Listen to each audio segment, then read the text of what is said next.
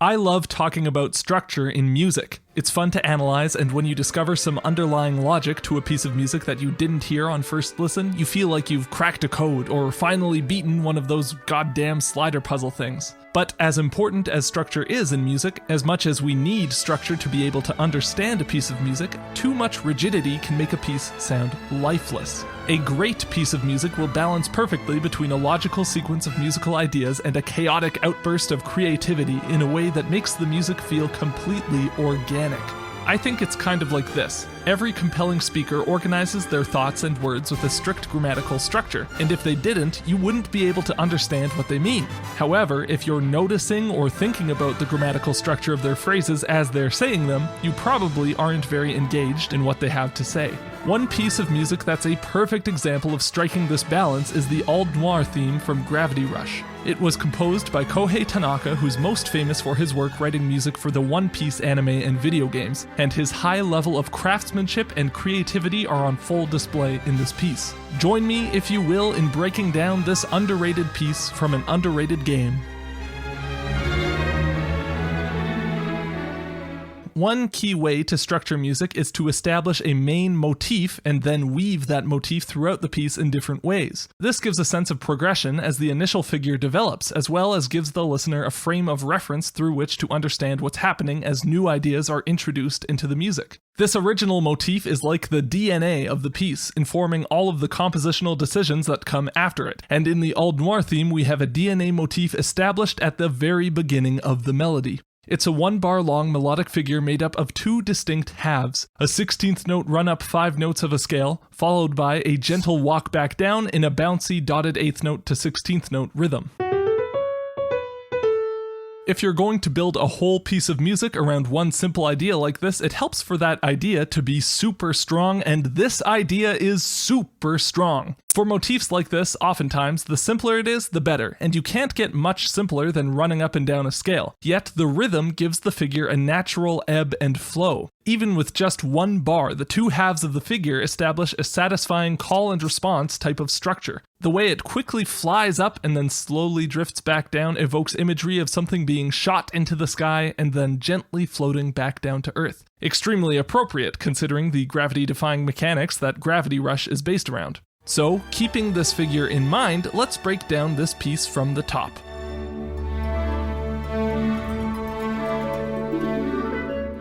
Auldnoir's theme is written for a small orchestra with a full string section, winds, harp, and piano. After grabbing your attention with some lush string chords, Tanaka settles us into a light-hearted groove over a D major chord to establish the home key of the piece, as well as the main accompaniment figure that we'll see used throughout.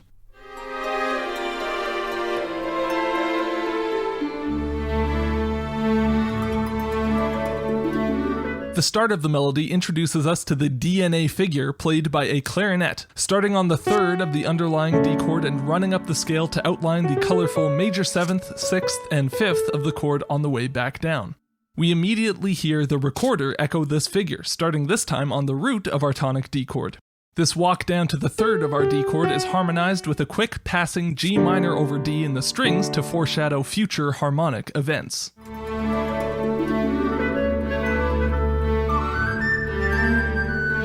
This little mordant in the recorder's walk down feels so cute, like a feather doing a little twirl in the wind as it floats down to the ground. Next, we get our first example of what I think keeps this piece from feeling overly structured or rigid. This statement by the winds is answered by an interjection from the strings, almost interrupting the recorder's melodic figure with a more aggressive melody line, continuing the recorder's stepwise walk down the D major scale, but in a bold new rhythm. This interruption moves into a bar that maintains the feeling of a gentle descent by moving down a scale, but with a totally new rhythm and outlining the harmony's secondary 2-5 progression that resolves to a G minor chord.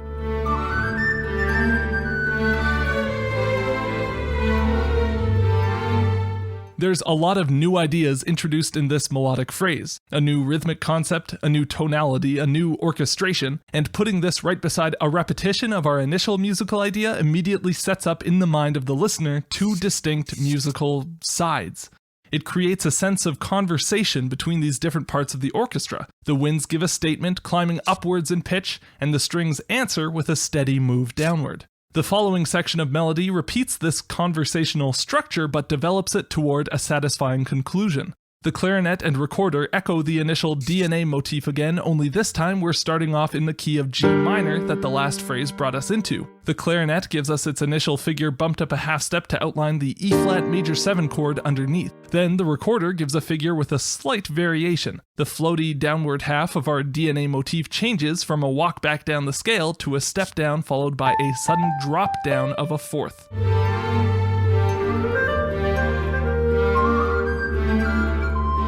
The string section interjects again, but this time it takes us out of the key of G minor with a resolution back to our home of D major.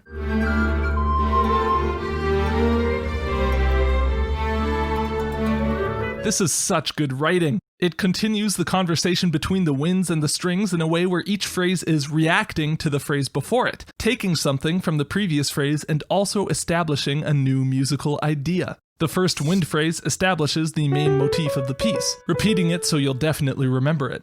The following string phrase continues the scalar walk down motif but reacts with a new melodic idea and a shift to the key of G minor. The following wind phrase continues in G minor but also gives this new variation in contour with the step followed by a drop down of a fourth. Then the final string phrase answers by mimicking the step down, fourth down move before giving us a phrase that feels new while still drawing heavily from elements of our main DNA motif. This bouncy dotted 8th to 16th note rhythm kicks off a scalar walk up from the 3rd to the 7th of the underlying E-flat chord, just like we heard in the clarinet earlier, before we wind back down to resolve to D major. Let's listen to this whole melody and see if you get what I mean when I describe a dialogue between these two sections of the orchestra.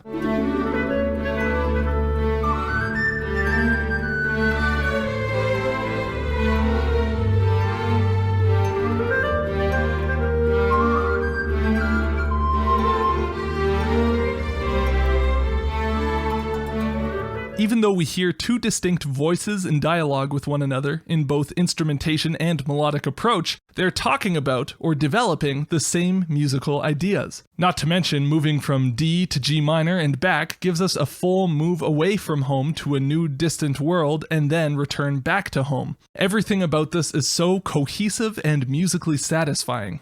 Let's zoom out to the larger structure of the piece as a whole for a second. Oftentimes, music will create a larger, satisfying structure by breaking up into clear sections and then ordering those sections in a recognizable way. The overwhelming majority of video game music, especially retro video game music, uses two contrasting sections in an ABA or AAB form before looping back to the start. The Auldnoir theme breaks out of the typical, more rigid formal structure by handling the development of its themes super carefully, maintaining a high accessibility while still creating a musical journey that's constantly moving to new places. The larger form is something like AA, quick transition, B, transition 2, transition 3, transition 4, repeat. It doesn't really fit into this model of analyzing form well, yet listening to it, it feels completely sensibly structured. For this kind of fluid musical exploration to be possible, the tune has to really solidly plant the musical basis for that exploration in our minds, so we get a repetition of this first section that I referred to before as A. The repetition is almost identical, which will help us remember these motifs as the piece carries on, but there are a few extra details that keep it interesting. An added cello counterline fills in some gaps in the melody, and our expected resolution back to D at the end is subverted with a resolution to G major instead. Notice how the cello line is a 5-note scalar walk up followed by a slower walk back down. The rhythm is stretched out, but this counterline is a clear variation on our original DNA figure.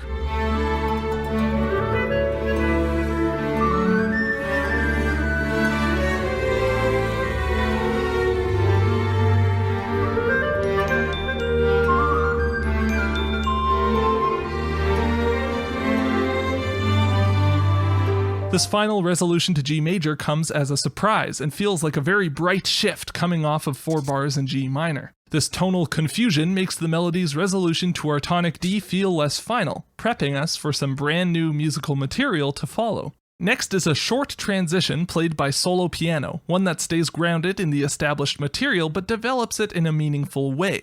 A variation on our DNA figure gives us a 16th note 1, 2, 3, 5 run that jumps up to a half note F on beat 1 of the next bar before resolving down to an E on beat 3. This is harmonized by a 4:1 resolution in A minor, throwing us suddenly into another new key. This figure is clearly recognizable as a variant on our original melody, but check out how different it feels from the initial DNA figure.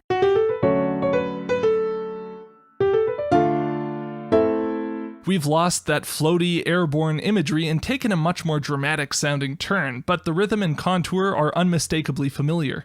This familiarity helps us through this transition as this figure gets bumped up in thirds, disorienting our sense of key.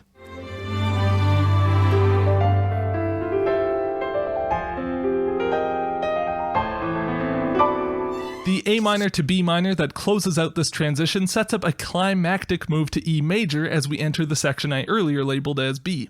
The strings take control of the piece at this point, bubbling up over the end of the piano transition to give us this big, lush, high-string melody and colorful, harmonized counterline, with the piano's rolling arpeggio accompaniment filling in the space underneath.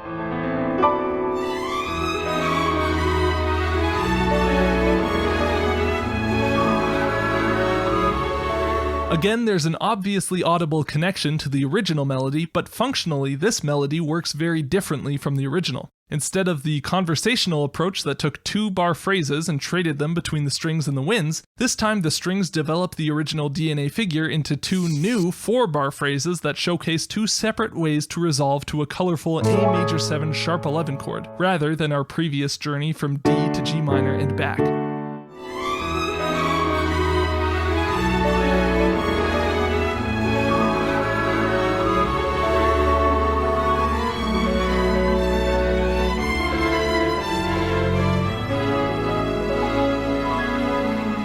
Seeing the different ways that our old DNA figure gets transformed is exhilarating. Positioning it as a 3:1 walk down to A, and then following that up with the same walk down using a minor third is such a great move, and the backdoor cadence that facilitates this shift, the D minor 7 to G7 to A, just sounds so cool. The outro section of the tune references the orchestration of the initial melody with our DNA figure bouncing between the clarinet, the recorder, and the string section in that order. This time, each phrase interrupts the phrase before it, with the 16th note run-up starting on the same beat that the previous figure ended on, and the music switches abruptly to 3/4 time to accommodate this. Stabbing piano chords drift away from the key of D major, ending up with major chords dropping down in whole steps before settling back into our original key of D.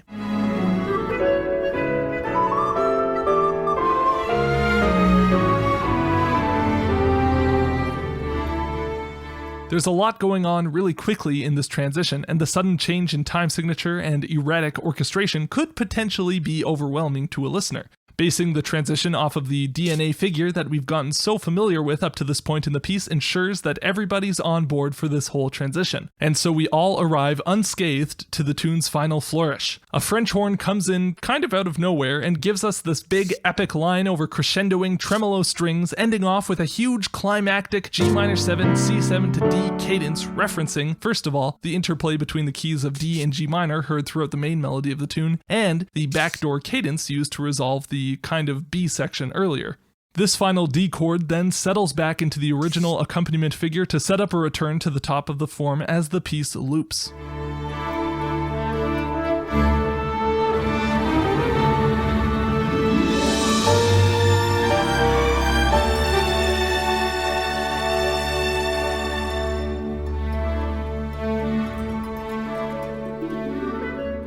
Clearly, the Auldnoir theme isn't afraid of introducing new ideas to the audience, but they're introduced so carefully that everything feels incredibly well thought out. The larger form is definitely not standard, with only one 8-bar section ever repeating in any way, yet the piece feels completely coherent because of the careful handling of the material established at the beginning.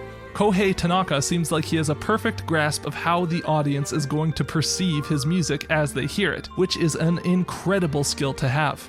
As much as I love pointing out how each new idea relates back to the original DNA figure, I think you can learn more by taking note of what new ideas get introduced and what gets changed about the original figure as the piece goes on. The balance between structure and fluidity is terribly difficult to get right, so don't be discouraged if you're terrible at it. Almost everybody is terrible at it, and I plan on doing a lot of writing and practicing to try and get just a little bit less terrible at it. Big thanks to patron Ben Wong for bringing this soundtrack to my attention. He's been a longtime patron of mine who's been requesting this video for a long time, so thank you for your patience and persistence. If you'd also like to be a longtime patron of the channel, there's no better time to start than right now by checking out my Patreon page here. You can also find me on Twitter at 8BitMusicTheory. Thanks so much for watching, and I'll see you all next time.